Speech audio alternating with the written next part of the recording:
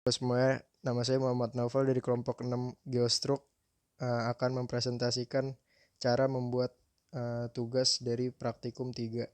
Yang pertama-tama itu alatnya ada pensil warna, pensil, jangka, kaos backnet, Smith Date, dan kertas kalkir. Jadi langkah yang pertama itu kita ada 40 data, lalu kita plot di kertas kalkir yang bawahnya itu ada SmithNet. Jadi setelah 40 data tersebut kita plot, hasilnya akan jadi seperti ini. Nah, hasil datanya itu dia berupa strike and dip. Strike and dip yang dicari itu sama seperti pada praktikum minggu pertama. Nah, dari hasil plotan data itu kita lihat terdapat dua data simpangan yang dia itu tidak representatif yang ini. Terus setelah hasil plotan data itu kita tambahkan 90 derajat dari ekuator, nanti dia terdapat dua populasi poles di sini. Ini poles yang pertama, nah ini populasi poles yang kedua. Selanjutnya kalkir kedua tersebut kita taruh di kaos backnet dan kita mulai melakukan gambar segi 6 pada bidang yang terdapat titik pada bidang tersebut. Ini contohnya. Terus yang di sini juga kita pakai pensil warna biru.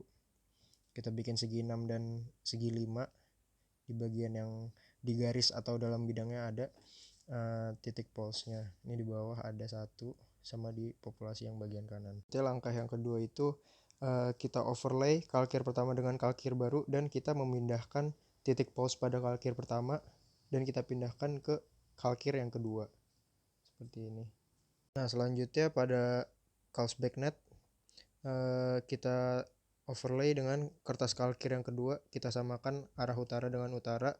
Lalu pada poles yang dipindahkan dari kertas kalkir pertama itu kita buat cluster dengan cara membuat bidang segi 6 atau segi 5 seperti contohnya ini. Pada populasi poles yang di kiri kita buat segi 5 dan segi 6 dengan pensil warna berwarna biru, yang di bawah ada satu, yang di atas juga sama yang di populasi bagian kanan.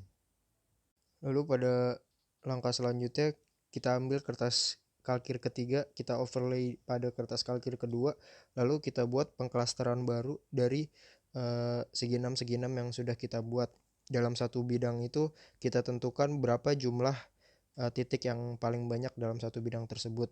Nah, dari yang pensil warna biru ini, populasi 11 ini paling tinggi itu adalah 13, yang bawah ini satu, yang populasi pensil warna hijau itu dia paling tinggi dalam satu bidang itu terdapat 12 titik, dan yang atas ini dia satu titik.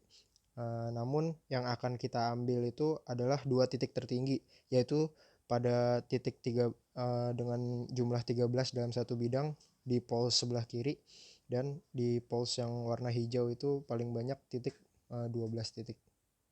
Selanjutnya pada kalkir keempat kita plot dari dua nilai tertinggi yang tadi, yang pertama di sebelah sini dan yang satu lagi di sebelah sini. Selanjutnya pada titik yang kita plot tertinggi itu kita geser ke ekuator, lalu kita tambahkan 90 derajat ke arah barat.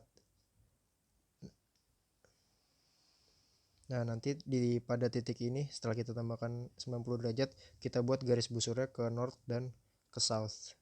Hal yang sama berlaku pada titik yang kedua, kita geser ke garis ekuator di west, kita tambahkan 90 derajat ke arah timur, lalu kita buat garis busurnya ke north dan ke south. Dari dua garis busur yang kita bentuk, itu nanti ada garis perpotongannya yang kita namakan sebagai sigma 2. Pada sigma 2 tersebut, kita geser ke arah ekuator di bagian east, lalu kita tambahkan 90 derajat ke arah west. Nah, dari sini, dari titik yang ini, kita buat garis busur dengan garis putus-putus. Lalu selanjutnya pada busur pertama dan busur kedua itu terdapat perpotongan garis antara mereka dengan busur yang baru dengan garis putus-putus. Nah, ini yang saya maksud perpotongannya. Lalu kita hitung dia di atas 90 derajat apa di bawah 90 derajat. Nah, karena dia di bawah 90 derajat, tengah-tengahnya itu dia berarti merupakan sigma 1. Langkah selanjutnya kita tentukan sigma 3 dengan cara menambahkan 90 derajat ke arah north atau south yang muat jika ditambahkan 90 derajat. Dalam kasus ini kita tambahkan 90 derajat ke arah south dan kita dapati sigma 3. Selanjutnya kita mencari plunge. dari setiap sigma. Dari setiap sigma kita taruh di ekuator, lalu kita tarik garis ke arah primitive line. Pada sigma 1 saya dapatkan trennya itu sebesar 60 derajat. Kita mencari tren dari setiap sigma dengan cara menyamakan arah north pada kalkir dengan SMATNet. Pada sigma 1 kita lihat garis tarikan ke arah primitive line itu dia jatuh di angka 150 derajat. Jadi tren pada sigma 1 itu berupa 180 derajat. Lakukan pengukuran tren dan plunge yang sama untuk sigma 2 dan sigma 3.